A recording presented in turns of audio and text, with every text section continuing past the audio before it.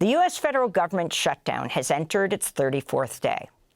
Two federal judges ruled Friday the Department of Agriculture must partially disburse funds for SNAP, that's the Supplemental Nutrition Assistance Program, and ordered the Trump administration to provide an update by today. Food banks and nonprofits nationwide are scrambling to meet the needs of 42 million people whose SNAP benefits were cut off over the weekend, including an estimated 16 million children.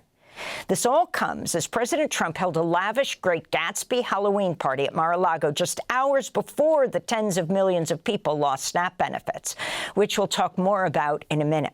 But first, we're joined by Mariana Chilton, professor of practice in the Department of Nutrition at the School of Public Health and Health Sciences at the University of Massachusetts Amherst. She's a nationally recognized leader in child hunger in America, author of The Painful Truth About Hunger in America.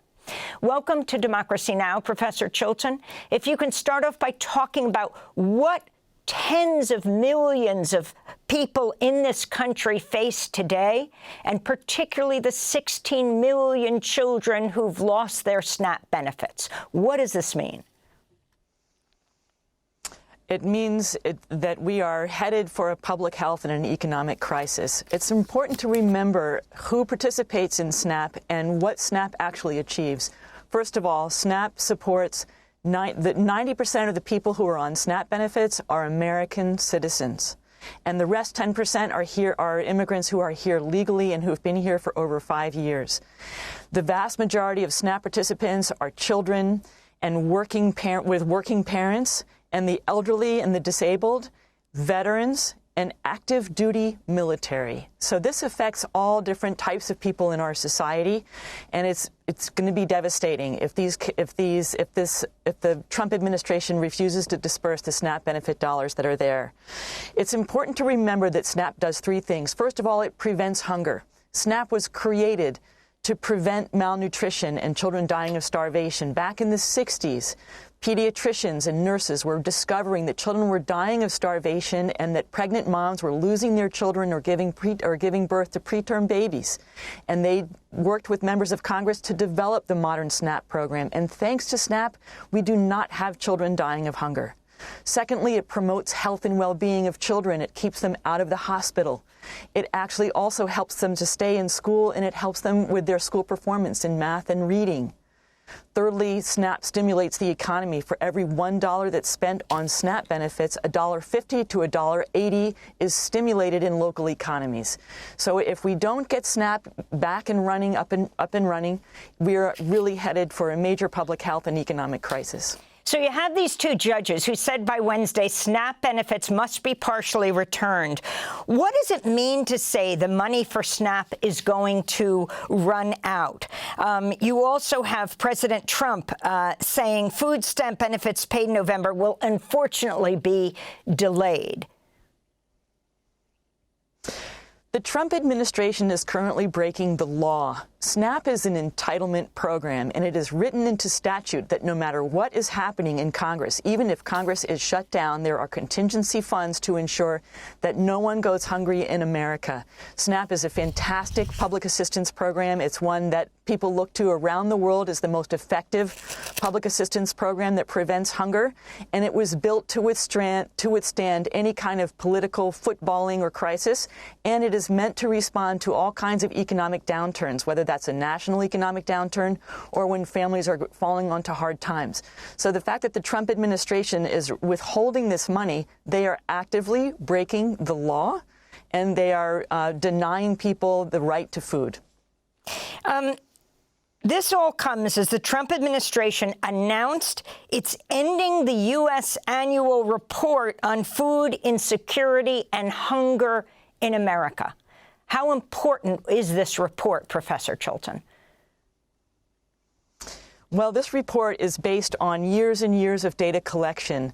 The food security measure has been in operation for more than 25 years, and it was developed by scientists and social workers who were discovering food insecurity and hunger in their communities, and they developed a measure to look at that. And that was the way that we could see how well SNAP and other nutrition assistance programs like school breakfast and lunch, and the WIC program, which funds food for pregnant and lactating mothers and young children under the age of 5. It was a way for us to see how well our programs were working at preventing hunger.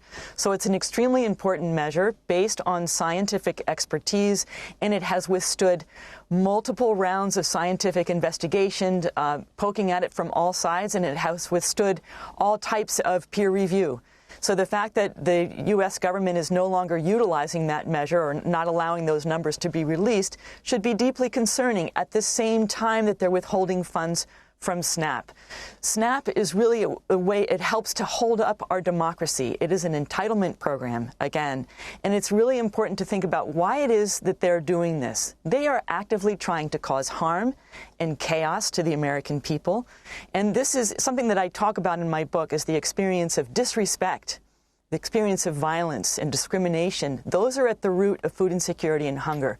And right now, the Trump administration is giving us a master class in how to generate more hunger in our society. This is why SNAP needs to be continued and released. Another thing that's really important to remember is that SNAP supplements wages. And the reason that we have SNAP in the first place is that when people are working, they're not making enough money because employers like Amazon and Walmart are refusing to pay living wages. So let's really not just focus on the Trump administration, but let's look at giant employers and see what it is that they can do to ensure that there's a living wage where people do not have to participate in SNAP and do not have to rely on Medicaid. There's no one I've met in the 25 years that I've been working on food insecurity that wants to be on the SNAP program. They want to make a living wage and feed their families and their communities in a way that is dignified and respectful and that actually builds solidarity. Something that's so important to remember is that the way you build democracy is to make sure that everyone has healthy and nutritious food on the table.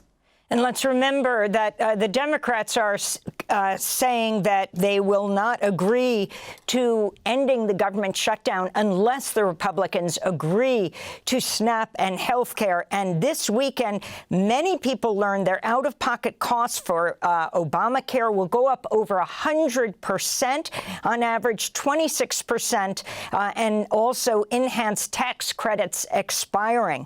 The significance of losing health care, because if you can't pay for it, you lose it, and losing food assistance. We have 30 seconds.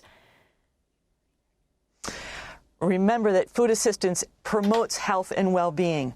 So if you're cutting SNAP benefits, you're going to make people sicker, more likely to miss jobs, more likely to miss school. Parents are less likely to be able to show up to work, and they're going to be not as healthy. Without health insurance, it's going to cause a major cascade effect. It will be a public health crisis without SNAP benefits and Medicaid benefits. And we really need to focus in on employers paying a living wage. Professor Mariana Chilton, I thank you so much for being with us. Professor of Practice in the Department of Nutrition and School of Public Health and Health Sciences at the University of Massachusetts Amherst, author of The Painful Truth About Hunger in America. This is Democracy Now!, democracynow.org. I'm Amy Goodman. Thanks for watching Democracy Now! On YouTube. Subscribe to the channel and turn on notifications to make sure you never miss a video. And for more of our audience-supported journalism, go to democracynow.org, where you can download our news app, sign up for our newsletter, subscribe to the daily podcast, and so much more.